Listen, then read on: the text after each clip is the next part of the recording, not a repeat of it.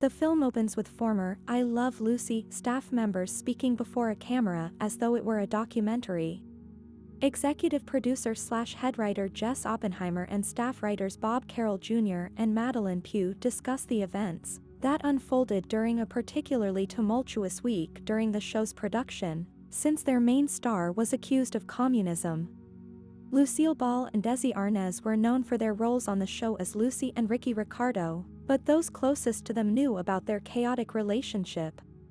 One day when Desi comes home, Lucille accuses him of cheating based on an article she read that speculates Desi was seen with another woman.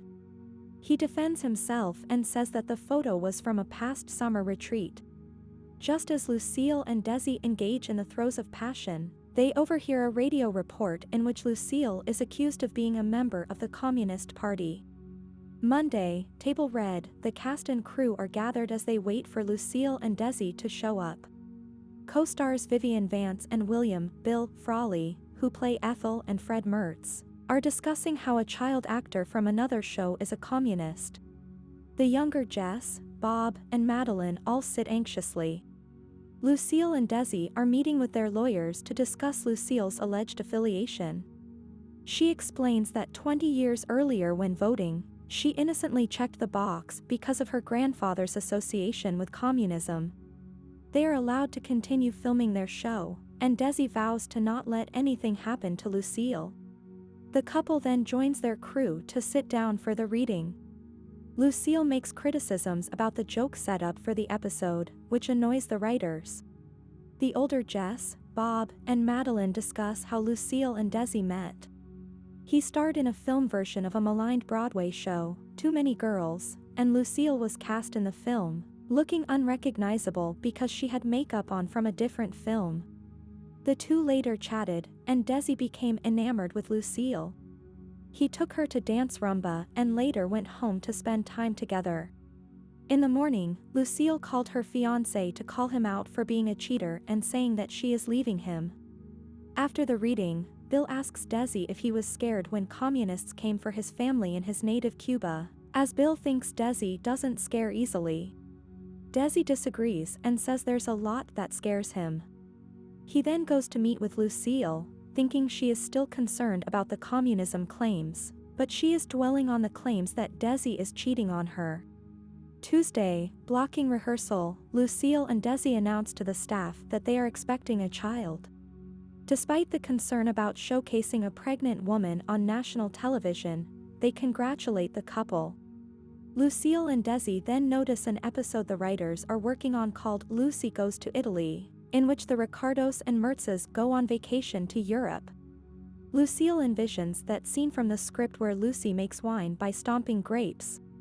Desi wants to replace that episode with one where Lucy announces her pregnancy, but Jess tells them that CBS and the Philip Morris Company won't allow it. After Lucille leaves the room, Desi argues with Jess and Madeline because of Lucille's criticisms with the script.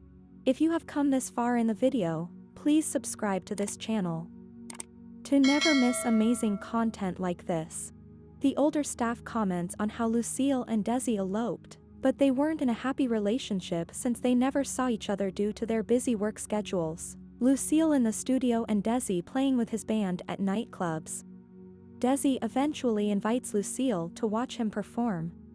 Wednesday, camera blocking. Lucille and Desi meet with the lawyers again to discuss the matter of her pregnancy being portrayed on the show, with them not wanting to go through with it, but Desi decides to take it to Alfred Lyons, Philip Morris's chairman of the board, to get his opinion on the matter.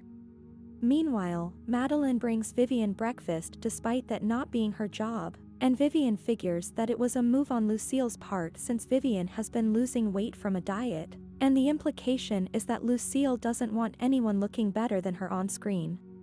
Lucille later gets drinks with Bill as she talks about Desi, and he gives her reassurance.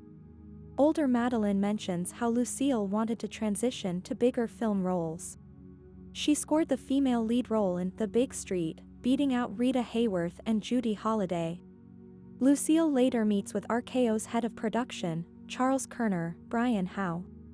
He tells her they are dropping her contract due to the financial underperformance of The Big Street. She later gets drunk at home while going over scripts. Thursday, run-throughs, Lucille continues to criticize the writing of the episode they are filming. She later argues with Jess, who feels he is having control stripped away from him.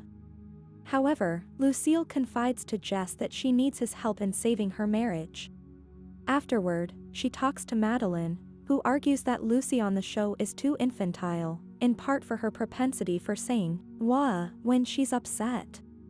Lucille argues that male comics like Laurel and Hardy or Abbott and Costello are revered for their childish behavior, but Madeline finds them ridiculous. Meanwhile, Desi relays Lyon's response to Jess regarding showing Lucy being pregnant, "Don't fuck with the Cuban." Lucille reads over the scripts while Desi takes care of their baby, Lucy.